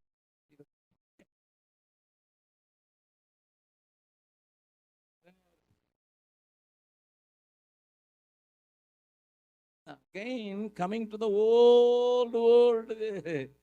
ஆமா, அகதியா வந்தோம், வேலை இல்லாம வந்தோம், இங்க வந்து நல்ல வசதி ஆயிட்டோம்.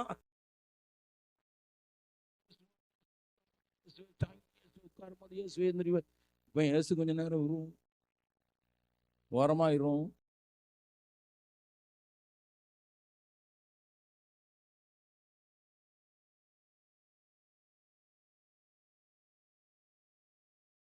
ஒட்டிக்கிட்டு தான் இருந்தோம். இப்போ 5 bedroom ஹவுஸ் கிடைச்சிருக்குது. கத்துறீங்க ஆசீர்வதிட்டு என்ன வந்த பிரசங்க சொன்ன ஆசீர்வதி மாண்டவர் என்ன இறங்கிட்டு, இறங்கினது ஆசீர்வாதம் இல்லை, என்னையும் இறங்கிட்டு போயிட்டு கீழே.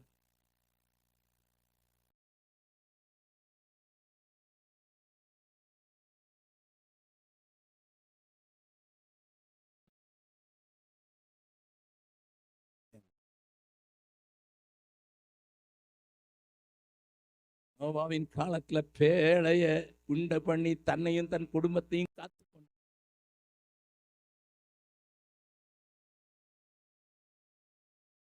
இந்த பூமி சாம்பலாகுமே, இந்த பூமி நீ காண்கிறவைகள் அழிந்து போக போகிறது. இப்படி இவைகள் எல்லாம் அழிந்து போகிறதா இருக்கிறபடினால எப்படிப்பட்ட பரிசுத்த நடக்கை தேவ பக்தி உள்ளவர்களா இருக்கு. அந்த இப்படிங்கிற வார்த்தைக்கு தான் இவ்வளவு நேரம் பிரசங்கம் பண்ணியிருக்கேன்.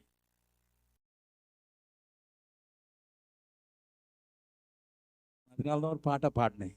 என் பாட்டெல்லாம் கொஞ்சம் அர்த்த செறிவுள்ளதா இருக்கு, மட்டும் இல்லை தட்டி எழுப்புறதா இருக்கும்.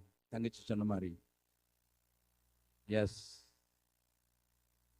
ஆண்டவருடைய உந்துதலினால் எழுதின அந்த பாட்டு தான். பாடல நான் 2 லைன் எழுத மட்டும் ஞாபகப்படுத்தினேன். இப்போது இல்லாவிடில் எப்போ, நீ இல்லாவிடில் வேறு யாரோ. ஆண்டவரை அறிந்திருக்கிற நீங்கள் அவருடைய அறிவில் பெறுகிறது மாத்திரமல்ல, கனி கொடுக்கிறதற்கு அழைக்கப்பட்டது மாத்திரமல்ல, வருகையின் நாள் சமீபமே. இந்த பூமி வெந்துருகி சாம்பலாகும் என்கிற நினைவு எனக்கு இருக்குமானால், நேற்று எனக்கு பெங்களூர் பட்டணத்திலிருந்து எங்களுடைய சகோதரர் ஒரு செய்தி அனுப்பினாங்க. சார்ஜா, அதாவது துபாயில் போய் சம்பாதிச்ச ஒரு மனுஷனுக்கு பல வருஷங்களுக்கு முன்னதான் தெரியும். 3 பிள்ளைங்க. அவர் பேர் ஜேஸ்தாஸ். அவரை நான் சார்ஜாக்கு போகும்போதெல்லாம் பார்த்துருக்கேன். என் கூட எல்லா கூட்டத்தும் வந்துடுவார். அவருடைய பிஸ்னஸ் அங்கே முடிஞ்சு போச்சு. துபாயில் திடீர்னு பிஸ்னஸ்லாம் உடஞ்சி போகும், அது அறிந்தவர்கள் உண்டு. He lost. ஆனால் அந்த பிஸ்னஸ் நல்லா இருக்கும்போது அங்கே சில காரியங்களை செய்திருந்தார். 3 பிள்ளைங்களுக்கும் ஒரு சின்ன சின்ன பீஸ் லேண்ட் வாங்கி போட்டிருந்தார், வீடு கட்டுற அளவு. 3 பிள்ளைங்களுக்கும் 2 பொம்பளை பிள்ளைங்க, ஒரு ஆம்பளை பிள்ளை. அப்பா பெருசாக சம்பாதிச்சோம், துபாயில் சம்பாதிச்சோம், கொஞ்சம் பிள்ளைங்களுக்கு வச்சுட்டு போகணுன்ட்டு. அதுக்கு சொல்றது கவனிங்க. ஒரு பிள்ளைக்கு பையனுக்கு வாங்கினதில் ஒரு வீடையும் கட்டினார். கடன் பெருசாக இருந்தது. அவர் வீட்டுக்கு அஸ்திபாரம் போடும்போது ஆண்டவர் சொன்னார், என் வீட்டை கெட்டு முதல்ல, நான் உன் வீட்டை கெட்டுறேன்னுட்டு. கையில் காசு இல்லை. 3 பிள்ளைங்களை வச்சிருக்க, வாலிப பிள்ளைங்களை. நீ கெட்ட போகிற, உன் பிள்ளைங்களுக்காக தான் கெட்ட போகிற. பிள்ளைங்க பொம்பளை பிள்ளைங்க கல்யாணம் கட்டி போயிடுவாங்க. அந்த பிள்ளை ஆம்பளை பிள்ளைக்கு ஒரு வீடு கட்டு, அதில் நீ என்ன குடியிருந்துக்க. அஸ்திபாரம் படும்போது ஆண்டோடைய சத்தம் அவர் கேட்டிருக்கு, எனக்கு தெரியாது. என் வீடை முதல்ல கெட்டு, நான் உன் வீடை கட்டித்தரேன். கையில் காசே இல்லாத அந்த அஸ்திபாரம் போடுறதுக்கு வச்சிருந்த காசை எடுத்து எங்கள் பழைய சேர்மன் விக்டர் பி லாரன்ஸ்னு ஒருத்தர் இருந்தார், ஜபிக்கிற ஒரு மனுஷன், அவர்கிட்ட கொடுத்து, பிரதர் அகஸ்டின் ஜப்குமார்ட்ட கொடுங்க, நேபாளத்தில் ஒரு சர்ச்சு கட்டணும்னு சொல்லி கொடுத்தார். நாங்கள் நேபாளத்தில் சர்ச்சு கட்டினோம். திறப்புலாவுக்கு போயிருந்தேன், அவரும் வந்திருந்தார். அவர்கிட்ட நான் கேட்டேன், பிரதர் உங்கள் பிஸ்னஸ்லாம் போயிடுச்சே, காசே இல்லையே. ஆண்டவருடைய வார்த்தையை கீழ்ப்படுகிற போல சந்தோஷம் ஒன்றும் இல்லைனாரு. எப்பமோ யாருக்கோ கொடுத்த கடனை திரும்ப கொடுத்தனால தான் வீடை கட்டிட்டாரு. ஆனால் 2 சின்ன நல்லா இருந்தது. இந்த நேபாளத்துக்கு காசு எப்படி கொடுத்தாருன்னு சொல்லுமா? ஒரு பொம்பளை பிள்ளை சொல்லிட்டா, நான் ஊழியத்துக்கு போகிறேன், எனக்கு கல்யாணம் வேண்டான்ட்டு. அவளுக்கு வச்சிருந்த நிலத்தை விட்டு தான் நேபாளத்தில் சர்ச் கட்டினார். இப்போ நேற்று எனக்கு செய்தி வந்தது, 2வது மகளும் நான் ஊழியத்துக்கு போகிறேன்னு சொல்லி போயிட்டா. நல்ல நிலத்தை வச்சு பிரயோஜனம் இல்லைன்று இருந்த நிலம் அது இன்றைக்கு அங்கே பெங்களூரில் 1.5 கோடிக்கு போயிடும். 1.5 crores, கிட்டத்தட்ட 2000 ஸ்கொயர் ஃபீட்டு தான். எங்கள் ஊழியக்காரங்களை பார்த்து, அண்ணனை பெங்களூர் பட்டணத்துக்காக ஏதாவது செய்யணும், இங்கே ஒரு ஆக்ஷன் சென்டர் கட்டணும், என்கிட்ட காசு இல்லை, நிலம் இருக்குது, மகளும் கல்யாணங்க வேண்டான்ட்டு ஊழியத்துக்கு போயிட்டேன்னு சொல்லிட்டா, நிலத்தை தர்றேன். left with nothing. 2 சின்ன நிலம், 2 பேரும் ஊழியத்துக்கு போறாங்க. Why should I keep a land? 1.5 crores. He can sell it and sleep. அவர் போட்டோவை அனுப்பின பிறகு எனக்கு தெரியும், இந்த மனுஷன் தானே நேபாளத்துக்கு கல்யாணிட்டாரு. அவர் என்ன வார்த்தை சொல்லியிருக்கார் தெரியுமா? நான் ஆண்டவர் கேட்டனா, எனக்கு அங்கே நல்ல பெரிய வீடு இருக்கும், அந்த பலனை தான் எனக்கு முன்னால் இருக்கிறத பார்த்து மோசையை போல என்னை கேட்கிறார். மேனவர்களே, நம்ம அந்த கவியை பின் மறுபடியும் பாட போறோம். வருகையின் நாள் சமீபமே, வல்லமை தேவன் வெளிப்படவே, பூமி அழியும், ஊதல் நடக்கும், எரியும். இப்படிப்பட்டவைகள் இருக்கிறபடியினால் பரிசுத்தத்தோடும் நடுக்கத்தோடும் வருகை எதிர்நோக்கி வெறும் கையா பரலோகத்துக்கு வரமாட்டேன்னு சொல்ற ஒரு கூட்டத்தை ஆண்டவர் தேடி வந்திருக்கிறார். எல்லாரும் கண்களை மூடலாம். அந்த கவியை மறுபடி படிக்க போறோம். ஒரு நிமிடம் கண்களை மூடி யோசித்து பாருங்க.